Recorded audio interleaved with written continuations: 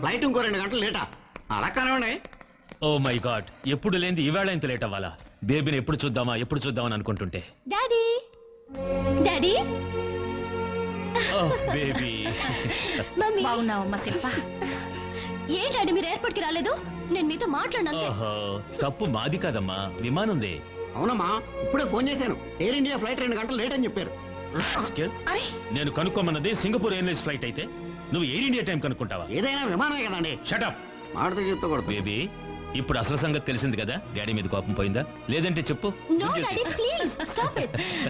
నువ్వు mummy airport కి వస్తారేమో, మీకు వంశీని పరిచయం చేద్దాం అనుకున్నా. వంశీ ఎవరతను? Famous fashion designer.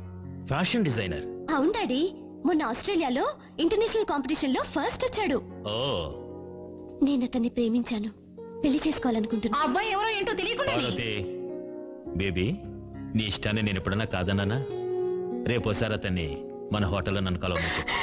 Daddy you are great. I love you.